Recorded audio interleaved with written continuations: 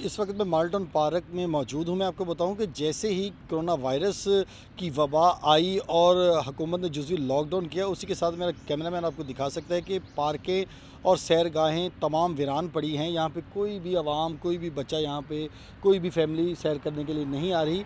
जैसे ही लॉकडाउन किया गया, हुकूमत की तरफ से SOPs जारी की गई कि तमाम पार्कें और शॉपिंग सेंटर बंद किए जाएं, तो उसी के साथ साथ ये ऐसी पार्कें थी कि जहाँ पे लोग आके अपने बच्चों के साथ वॉक करते थे और सैर व तफरीह करते थे और लुत्फ़ अंदोज़ होते थे। लेकिन कोरोना वायरस की वबा ने पूरे वर्ल्ड को हिला के रख दिया और कोरोना वायरस की वजह से ये पार्कें भी वीरानी का मंजर पेश कर कि मॉडल टाउन पार्क ऐसी पार्क थी कि जहाँ पे लोग सुबह शाम यहाँ पे आके वॉक करते थे, अपने बच्चों के साथ यहाँ पे आके तफरीह करते थे। लेकिन अब ये पार्क बिल्कुल वीरान हो चुकी है।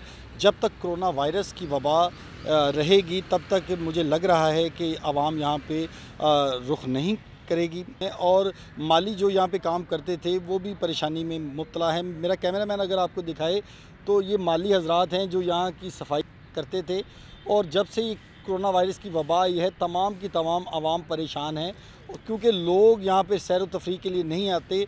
हुकूमत ने SOPs जारी की है कि जब तक कोरोना वायरस की वबा है, कोई भी सैरगाह ना खोली जाए। ये सारे लोग वो हैं जो मज़दूर तबका है और ये भी परेशानी में मुब्तला है। कोरोना वायरस की वजह से आवाम तो परेशानी में मुब्तला है। इसी के साथ साथ मेरा कैमरामैन अगर आपको दिखाए कि ये चहचहाते परिंदे और ये खूबसूरत दरख्त भी वीरानी का मंज़र पेश कर रहे हैं और ये भी खामोश हैं और ये भी इस चीज़ में मुब्तला हैं कि पाकिस्तान में कोरोना वायरस की जो वबा आई है उससे परिंदे और इंसान तो परेशान है, ये दरख्त भी जो ना ये परेशानी में मुब्तला है।